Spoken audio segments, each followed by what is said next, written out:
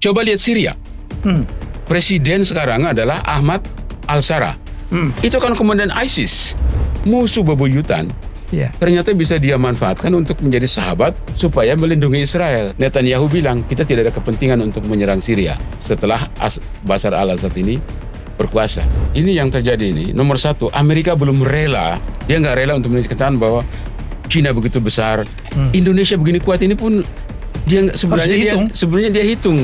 Cina sekarang berada di puncak kejayaan kalau dia mau mencapai superpower di tahun 2045. Amerika tidak ada jalan lagi.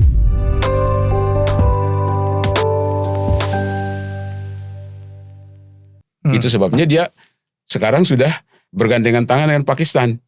Gitu. Sudah bergandengan tangan dengan Pakistan. Kalau Amerika masih tarik ulur, Kongres masih tarik ulur, tidak mau menyetujui pengembangan reaktor nuklir, dia akan pergi ke Rusia. Ke Rusia dia bukan pergi. Karena Pakistan didukung oleh Rusia. Didukung oleh Cina juga. Jadi Cina juga. Nah ini yang digambarkan dalam buku Raymond Dalio itu tentang naik turunnya negara. Ada yang sampai di atas. Nah, Cina sekarang berada di puncak kejayaan, bagian akhir dari puncak kejayaan. Dia harus melakukan inovasi luar biasa untuk bisa mempertahankan diri di puncak kalau dia mau mencapai superpower di tahun 2045. Amerika tidak ada jalan lagi. Dia udah mentok ini. Kalau mentok kan habis mentok ya turun. Dia kan? Pasti turun, tidak. Jadi kayak orang naik gunung kan. Kalau sudah sampai di puncak, kalau sampai di puncak, ya mau turun. Masa stay terus. Nah, itu akan turun. Nah, itu terjadi dalam 500 tahun terakhir, bahkan dalam 1000 tahun terakhir, tidak ada negara yang, nggak usah jauh-jauh. Dulu kita punya begitu banyak kerajaan. Kenapa bisa hilang semua kan? Karena ada siklus itu terjadi. Ya. Bang Ade mengatakan, saya potong. Ade mengatakan itu siklusnya 80 tahun ya Bang? Ada 80 tahun. Sebelumnya kan dunia dikuasain oleh Inggris ya? Betul. British rules the wave. Nah, habis itu 1945 Amerika ambil alih. Memenangkan Perang Dunia Kedua. Nah 45 sekarang 2025 is now the time. Betul. Amerika turun dan sudah ada China yang menggantikan. Pasti naik. Dari semua gejala China akan naik. Nah, jadi makanya saya selalu katakan tuh begini.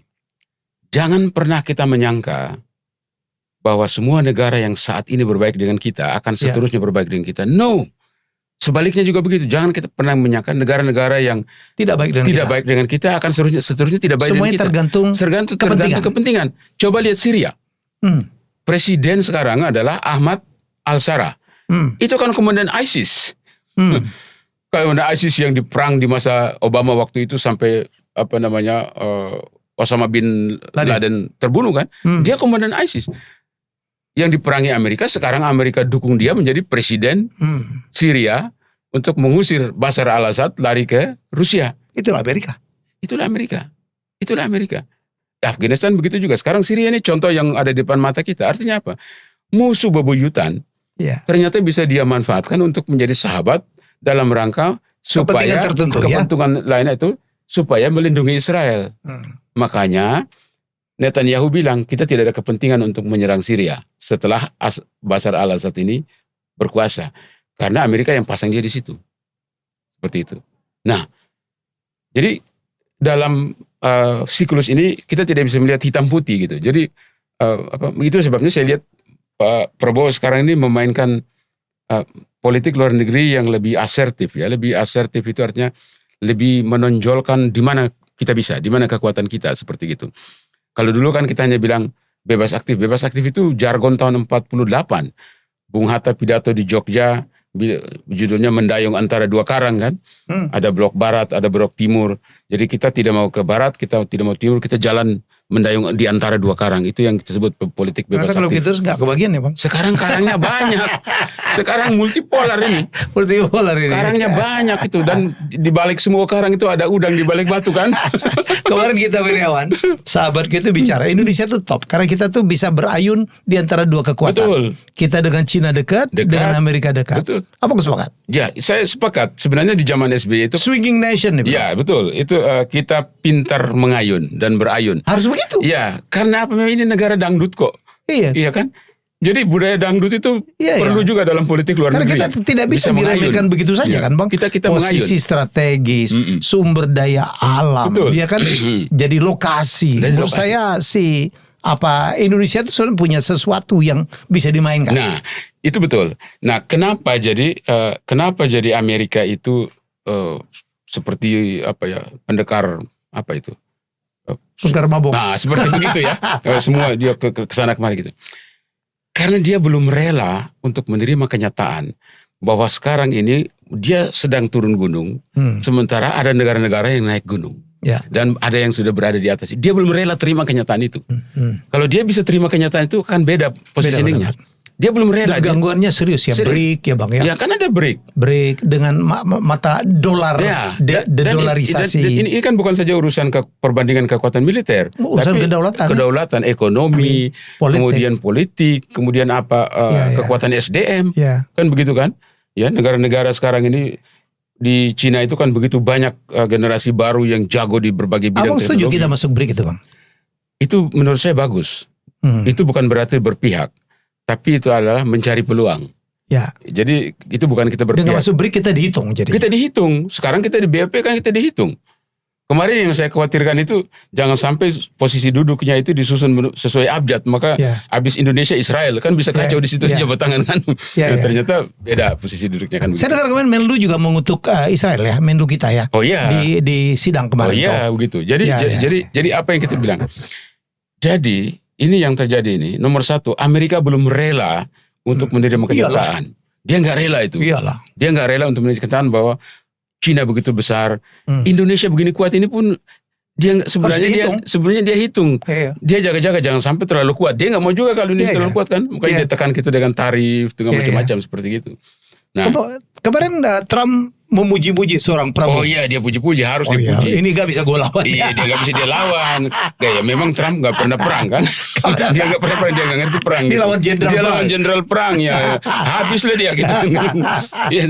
Habis dia. Itu menurut Anda, Bang Peter nih isapan jempol atau apa real statement ya? Saya lebih melihat itu sebagai pengakuan terhadap posisi Indonesia. Karena dia berkali-kali begitu. Berkali-kali.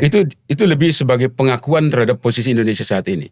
Sekaligus which is good. Which is menurut saya itu baru pertama kali Presiden Amerika bisa puji Indonesia. Iya. Seperti itu kan. Dan ini berkali-kali. Berkali-kali. Iya. Artinya kita diperhitungkan. Iya. Iya toh, penduduk kita besar. Dan kita negara berpenduduk Muslim terbesar, dia punya kepentingan untuk Gaza, untuk Palestina. Kalau dia nggak rangkul Indonesia, nggak jalan itu barang. Bagaimana caranya? Siapa yang bisa pergi untuk berdiri di sana? Indonesia negara pertama yang komit mengirim kemarin juga pasukan perdamaian. Walaupun pertama, bukan untuk bertempur ya. Iya, tapi dengan komitmen tetap. Itu kan hebat kita tuh. Jadi komitmen membantu Palestina itu tetap ya. Tetap itu hebat itu. Jadi menurut saya sudah betul positioning kita sekarang. Yang penting adalah positioning luar negeri ini bagus, harus didukung dengan ketertiban dalam negeri. Karena kalau dalam negerinya ini kacau, kita pidato di luar orang bilang, wah kamu di rumahmu aja kocar-kacir kayak begitu kan. Jadi dalam negeri apa yang harus kita perhatikan? Hukumnya harus benar dong. Penegakan hukum harus benar. Kepastian hukum harus benar. Gitu. Karena apa? Karena investor asing itu kan melihat ini kita mau investasi jangka panjang atau jangka pendek. Makanya semuanya lari ke bursa kan. Lari ke bursa dalam waktu berapa menit bisa kabur duitnya kan begitu. Capital outflow kan bisa cepat. Karena apa? Kalau dia mau bangun pabrik jangka panjang mesin kan dia mikir. Apakah stabilitas dalam negeri ini menjamin seperti di zaman dulu? Pengembaliannya itu. Investasi. Jadi kita tidak bisa berharap investasi jangka panjang lagi sekarang. Kita harus pintar-pintar itu, menteri-menteri ekonomi dan duta-duta besar itu harus pintar-pintar merayu investor masuk untuk bidang-bidang yang quick return dan bisa sebanyak mungkin menyerap tenaga kerja dalam negeri. Sama satu lagi nih Bang. Ya. Penegakan anti korupsi. Nah itu. Karena bayangkan, kita pikir indeks persepsi korupsi IPK kita tuh akan naik. Justru turun Bang. Nah kita ini dari dulu selalu menghibur diri dengan angka statistik. Jadi makanya dalam buku pertama dari Raymond Dalio itu bagus sekali tentang Principles Life and Work. Itu dia bilang untuk mempertahankan keberhasilan diperlukan syarat. Pertama, harus ada kejujuran menilai kenyataan. Itu disebut radical truth. Harus ada kejujuran yang secara radikal menilai kenyataan tanpa kompromi. Itu yang dikritik terhadap bursa kita ya. Yes. Bahwa ekonomi Yes. kita itu fake. Fake. Jadi harus ada kejujuran menilai kenyataan meskipun pahit. Kita harus terima. Yes. Nah, kalau kita bisa terima kejujuran ini, baru kita punya pikiran terbuka untuk kita sekarang diagnosa kenapa ini terjadi. Ya. Setelah diagnosa, baru langkah terakhir adalah konsepkan solusinya seperti apa. Itu teorinya Raymond Dalio dalam buku pertama yang berjudul Principles of Life and Work. Life and work. Life and Work. Itu sebabnya teorinya itu dia bilang pain plus reflection equals advance. Progress. Progress. Ya. Sakit atau kesalahan atau kegagalan tambah refleksi sama dengan kemajuan, seperti gitu. Itu teorinya. Dan ini kelemahan kita kan di sini. Kita itu kebanyakan tidak berani secara jujur mengakui kondisi kita. Misalnya apa? Angka statistik tentang kemiskinan. Yang kita butuh tuh kejujuran untuk mengakui kenyataan. Itu dulu. Kalau tidak jujur, bagaimana bisa diberikan terapi ya Bang? Tidak, pasti salah. Saya dokter, abang sakit, abang tidak ngakuin. Tidak ngakuin. Sakit di dada, enggak. Sakit di perut, enggak. Mati gitu. kan urunya.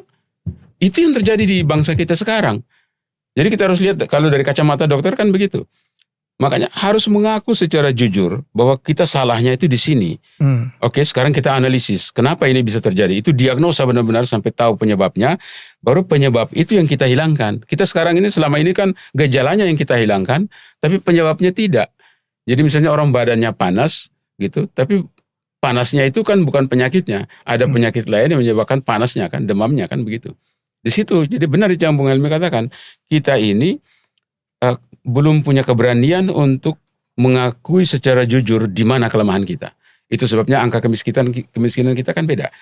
Angka kemiskinan kita pakai standar kita jauh berbeda dengan standar Bank Dunia. Ya. Kalau pakai standar kita kan sekitar 20 berapa orang, 20 berapa juta yang miskin kan. Tapi kalau pakai standar Bank Dunia kan 194 juta. Kita negara termiskin nomor 2. Iya, kan itu. Tapi Bang, riset yang lain, survei yang lain, negara paling bahagia. Ya, Saya bilang itulah hebatnya Indonesia. Itulah hebatnya Indonesia. Miskin pun bahagia. Miskin pun bahagia kan begitu. Memang Indonesia ini hebat. Ini bangsa yang hebat. Karena apa? Kita bisa tertawa dan tersenyum di dalam penderitaan. Itu hebatnya orang kita. Filosofi orang Jawa. Filosofi orang Jawa kan. Jadi luar kelindes biasa. kaki. Untung cuma kaki. Kakinya diinjak gitu. Untung cuma kaki. Untung cuma kaki. Bukan begitu ngomongnya. Mas, itu kakimu berada di atas kakiku. Seperti gitu. Itulah hebatnya kita kan. Di negara lain coba. Kalau ada bom meledak kan orang lari. Iya. Kita kalau ada bom meledak semua kerumun kan. Jualan sate. Jualan sate, soto segala macam. Jadi hebat bangsa kita ini. Udah apa-apa gitu. Iya. Masih hidup, hampir mati. Untung masih hidup. Untung masih hidup. Untung terus. Untung itu. Nah itu juga merupakan daya tahan sebenarnya. Tapi itu kan apa ya? Satu sikap yang tidak mengakui fakta yang ada. Iya, jadi tidak berani mengakui fakta. Kalau tidak berani mengakui, ya jadi salah terapi dong. Teorinya Raymond itu nomor 1. Raymond Dalio, yang pertama harus berani mengakui fakta secara radikal, disebut radical truth. Yang kedua harus berani menjalankan kegiatan untuk mencari solusi ini, harus berani melakukan transparansi secara radikal juga. Jadi radikal terus dan radikal transparansi. Jadi terbuka semua, jangan jadi ada termasuk apapun kegiatan-kegiatan yang dilakukan sekarang itu mesti harus transparan. Jadi benar-benar berani mengakui kesalahan dan berani transparan, baru kita bisa dapat masalah sebenarnya di mana. Seperti tadi, kalau kita tidak berani transparan, pasiennya datang, dokter tanya, dia ngaku nggak apa-apa, dikasih obat sakit di kepala, dia ngobat di kaki kan? Iya. Malah bisa obatnya salah, bisa mati. Itu kan kondisi kita sekarang. Takut mengakui kesalahan kita. Makanya waktu pertama kali pidato pelantikan presiden di MPR, itu banyak orang mengakui, kaget juga tuh. Untuk pertama kali presiden di depan delegasi dari seluruh dunia berani mengakui angka kemiskinan kita. Kita dulu dianggap Belanda sebagai bangsa yang lebih rendah dari anjing. Kan begitu kan? Dia ngakui semua. Itu adalah sikap berani mengakui kenyataan yang ada. Nah sikap ini perlu dipertahankan. Harus dipertahankan. Kita harus, kan selama ini kan rekayasa semua ini. Penggiringan opini, rekayasa. Itu sebabnya kita tidak pernah bisa cari solusi yang tepat. Berbagai masalah itu. Karena penyebabnya di lain tempat, kita ngobatinya di lain tempat. Saya ada kasih satu contoh. Dulu waktu almarhum Ali Said menjadi Jaksa Agung, kemudian Ketua Mahkamah Agung kan, ditanya wartawan, kan sudah ada itu yang namanya Waskat dulu kan, pengawasan melekat. Kok masih ada korupsi? Built-in control ya? Built-in control kan di semua kementerian. Nah, kok masih ada korupsi Pak? Apa korupsi ini karena godaan setan? Dia bilang gitu.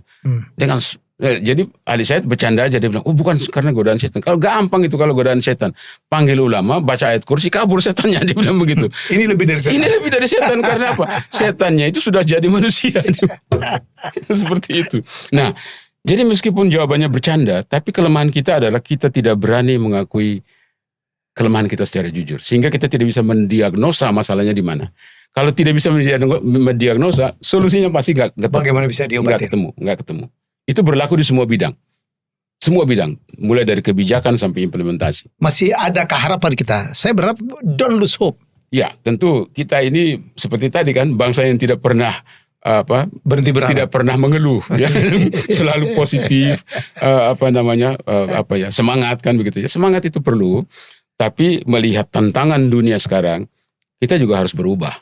Guys, sekarang ini produk Cina ada di mana-mana menyerbu, bukan saja Indonesia tapi ke seluruh dunia. Untuk Anda yang ingin ya kemudian mungkin mengimpor atau bahkan mengekspor, ya tidak saja ke China tapi ke negara-negara lain, harus belajar dong ilmunya. Jadi ikutin kursus yang bernama Berani Ekspor dan Impor, termasuk produk-produk dari Cina, dan kita juga bisa mengekspor ke China. Mereka banyak sekali juga butuh produk-produk dari kita ya. Untuk yang mau ikut, silakan scan QR code ini atau klik link yang ada di video ini. Perilaku budaya yang tidak menguntungkan tinggalkanlah. Kita harus lihat dunia sekarang seperti apa kan begitu kan. Cina begitu maju. Dulu kita bakar kedutaan Cina di Glodok sana kan. Karena komunis kita bakar kedutaan Cina. Tahun 78 kita lebih kaya daripada China. Iya, betul. Sekarang pergi di semua rumah, semua produk buatan Cina. Ya, 1 dari 3 barang pasti buatan Cina. Gitu. Artinya apa? Itu yang saya katakan. Kita tidak bisa dalam politik luar negeri itu hitam putih, seolah-olah ini pakemnya ini sampai kiamat, nggak akan begitu. Kita mesti cari peluang, di mana ada peluang kita masuk, lalu menyesuaikan diri dengan kondisi bangsa kita sekarang, sesuai kepentingan bangsa kita, seperti itu. Itu yang harus kita lakukan. Bang, pertanyaan saya ini sudah terjadi World New Order. New World Order, ya. New World Order. Yang sedang terbentuk ini. Tatanan dunia baru. Tatanan dunia baru. Nah, tatanan dunia baru itu kalau dalam teorinya itu ada hubungan dengan Great Reset ya? Ya. Ini kalau itu Amerika sekarang berada di tahap 5 menuju tahap 6. Tahap 5 itu kekacauan ekonomi dan beban dalam negeri semakin ini, kekacauan sosial di mana-mana. Presidennya aja ditembak kan begitu kan? Anak sekolah bisa tembak gurunya. Hampir tiap hari kan? Itu kekacauan. Itu adalah di fase kelima. Fase keenam adalah dia masuk di dalam Great Disorder. Jadi kekacauan luar biasa yang akan terjadi di Amerika. Dan kita udah melihat tanda-tanda. Sekarang. Demo di mana-mana. Homeless di mana-mana. Seperti itu. Orang protes di mana-mana. Kriminal naik. Itu adalah Great Disorder yang akan terjadi. Nah, kalau itu sudah terjadi, dia punya celakanya orang frustrasi punya senjata di sana itu. Di sana. Kan bahaya kan. Mereka bilang dulu di zaman Obama kan dibilang itu kita perlu arms control, kontrol senjata. Saya bilang bukan kontrol senjata, kontrol orang. Gitu. Men's control dulu baru kontrol senjata. Gitu. Kalau dia bolehkan semua orang, bayangkan kalau di Indonesia dijual senjata bebas. Wah, udah kacau kita dari dulu kan. Jadi sudah betul sistem kita ini, hanya kelemahan kita adalah kenapa begitu banyak masalah tidak ditemukan solusinya? Karena itu akarnya adalah kita tidak berani mengakui di mana kesalahannya, sehingga kita tidak bisa mendiagnosa penyakitnya di mana, sehingga merumuskan kebijakan termasuk solusi. Penyakit kita tuh penegakan hukum. Iya, penegakan kepastian hukum, ya toh. Anti korupsi, gitu. Dan kalau hukum bisa diatur, apalagi harapannya. Nah, yang saya takutkan itu, kalau kondisi penegakan hukum itu tidak benar, ya, maka akan tiba pada satu masa, ini mudah-mudahan jangan terjadi, rakyat main hakim sendiri. Kita tidak perlu lagi hukum itu. Amit ya. Nah, kalau itu terjadi kan disorder di mana-mana. Sekarang kita sudah lihat kan, dalam skala yang lebih besar, Amerika tarik diri dari semua begitu banyak lembaga internasional. Ya toh? Di dalam negerinya sendiri terjadi kekacauan di mana-mana seperti begitu kan. Nah, inilah menuju Great Disorder. Kalau negara sekuat itu dengan penghasilan setinggi itu bisa mengalami itu. Dan orangnya sepintar-pintar itu bisa mengalami kekacauan itu. Siapa bilang kita luput? Siapa bilang kita luput? Kita punya masalah ekonomi lebih besar, gitu. Ketika terjadi perang besar yang mengakibatkan, misalnya suplai minyak terhenti aja, itu kan semua sektor akan mati total itu. Mulai dari jalan raya sampai kantor semua mati total. Sementara kita belum swasembada. Kita belum siap. Nah, di situ Iran lebih bagus. Karena sejak 79 sampai sekarang, dia sudah ditekan dengan sanksi bertubi-tubi. Tapi rakyatnya hidup masih adjust, oke-oke saja. Nah, aspek itu yang perlu kita belajar. Bagaimana mempertahankan diri, ketahanan surveillance, ketahanan sosialnya, ketahanan masyarakatnya, ketahanan individunya seperti apa. Nah, ini kita perlu pelajari bagaimana Iran bisa bertahan sekuat itu. Begitu. Jadi jangan kita lengah dan mengatakan fundamental ekonomi kita masih kuat ya. 98 kan begitu juga.